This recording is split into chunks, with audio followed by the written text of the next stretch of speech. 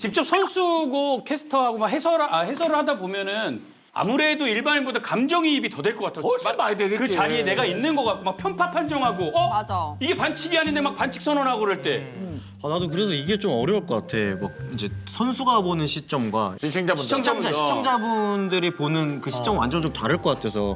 어때, 시청자 입장에서? 감정적인 상황에서 우리가 욕하지. 막 우리는 화를 TV 내는 보지 게 좋아? 욕하지. 그래?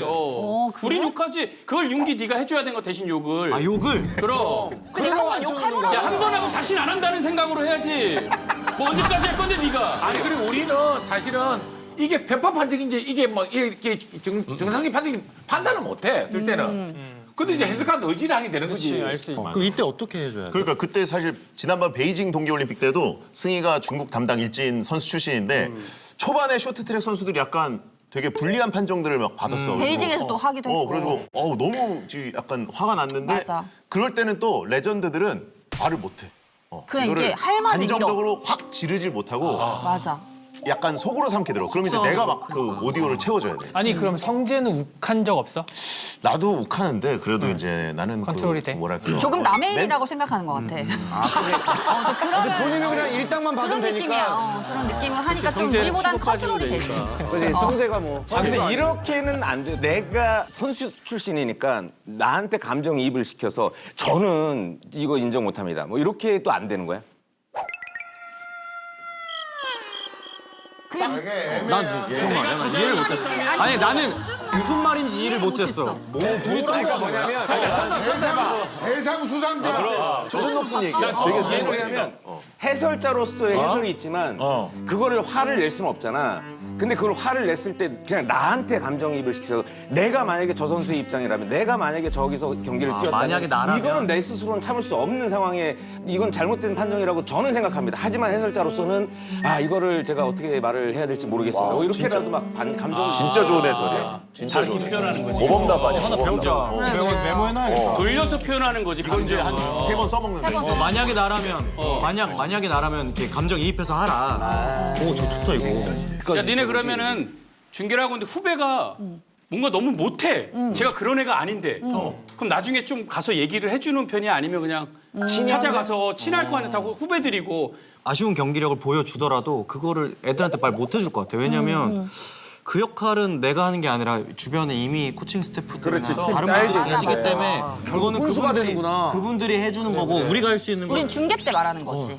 중계 때. 친구들한테 그냥 잘하고 맞아, 있어. 맞아. 그냥 용기 주고 믿음 주고. 맞아. 그 많은 해설위원들하고 했겠지만 감정적으로 실패한 사람들이 있어. 막 화를 막 못 견디고. 그 옛날에 아시안 게임 자카르타에서 하는데 그 최용수 감독님 감독만 하다가 갑자기 해설을 한 거니까 완전히 현장성이 그냥 몸에 배 있어가지고 그런지 그 원래 감독할 때도 선수 한 명이 실수하면 그 선수가 나랑 눈 마주칠 때까지 계속 보고 있었대 이렇게. 왜냐면 혼내야 되니까. 그래서 계속 보고 있었대 이렇게. 딴 공이 뭐 돌고 이래도 이렇게 보고 있었대. 그런데 해설하는데도 누가 실수했더니 그 선수만 계속 보고 있는 거야. 말은 이거 안 되시고. 최영수 감독. 그거는 왜 그래? 그래서 장난 아니네. 그래서 내가 지난데. 멘트 좀 하시라고 이렇게 해가지고 빨리 공 여기 있으니까 여기 보시라고 근데 계속 이 선수를 독수리 슛의 원조시죠. 아니 그러면 이제 너무 우는 분도 있을 거 아니야. 너무 감정이 격해져서 말을 못하고 계속 우는 분이 있으면 내가 베이징 때 그랬던 것 같긴 그러니까 하다. 승희가 좀 여려가지고 이렇게 그러니까 약간 왜냐면 그때 베이징 올림픽은 초반에 안 쇼트트랙이 풀리다가. 판정이 너무 안 좋고 막 좀 마음에 응어리가 있다가 갑자기 우리나라가 이제 1500 금메달을. 종목에서 금메달을 팍 따니까 그때 막 울더라고. 근데 나도 그럴 줄 몰랐는데 강호동이랑 너무 다를 게 울컥하니까 맞아, 맞아. 목소리가 안 나와. 진짜 호동이 될 뻔했어 해가지고. 정말 호동이 될 뻔했어요. 큰일 날 뻔했어. 해설보다는 그 침묵이 더 위대한 해설가가 될 수 이제 있어. 그럼 안 되지. 2026 최고의 유행이 될 것 같아. 몸만 잘 안 풀리면 야, 잘못하다 호동이 될 뻔했어. 호동이 될 뻔했어. 야, 솔직히 근데 반응 좋았어. 얼마나 화제가 됐는데. 나도 봤어. 야 윤기야 이거는 호동이 되지 말자. 나도 봤어. 근데 쟤는 그때가 아무것도 안 봐. K본부가 가운데 있고 오른쪽에 M본부 우리가 S 옆에 있었거든. 가운데였어. 근데 호동이 때문에 그 중계석이 되게 좁았어. 한 다 영향을 이만하거든. 미치니까 우리도 막 약간 이러고 중계했거든. 옆에 소리 또 들려? 방음 돼 있어? 그게 다 들려. 다 들리지? 소리는 다 들려. 내가 그때 베이징 올림픽 때 내가 소리를 너무 세게 질러가지고 타사 마이크로 타고 들어온다고. 다른 방송에서도 성재 목소리가 들리는 거야. 그러니까 우리나라 방송국들 타 방송국에도 들어가는데 해외 방송국에도 중계가 돼서 캐나다에서 내 목소리 들었다는 거야. 그래가지고 나중에 그때 코로나 때여가지고 아크릴판을 내 옆에다가 막 이렇게 맞아, 쌓았어. 성재 근데 성재는 왜 이렇게 지금 말할 때나 캐스트 할 때나 우리 말은 들려야 되잖아. 근데 성재 말은 우리 눈에 보여. 아 보여? 글자가? 그 비결이 뭐야? 발음도 너무 좋고.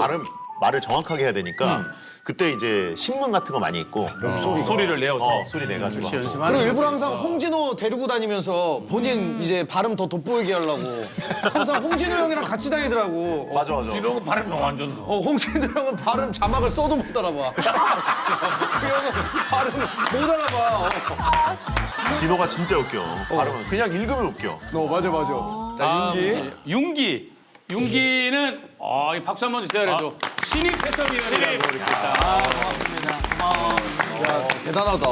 근데 뭐 올림픽에 선수로 참여를 평생 하다가 이번에 또 처음으로 지금 해설위원으로. 그러니까 이게 너무나도 영광스럽기도 하고 어마어마하게 부담도 될 거야. 완전 부담이지. 아무래도 선수 은퇴한 지도 얼마 안 됐고 선수 입장에 너무 얘기할까 봐 그게 좀 걱정돼. 너무 선수 편에서만 얘기하고 누구보다 노력을 많이 하고 있다면서. 뭐 특별한 준비를 했다는 게 뭐야 그게? 이제 어찌됐건 선수들을 많이 봐야 경기를 더 많이 잘 읽을 수 있으니까 세계대회 나가는 거를 내가 좀 따로 쫓아다니면서 경기도 보고 선수들이랑 대화도 좀 해보고 그러면서 좀 현장감 있게 공부를 했어.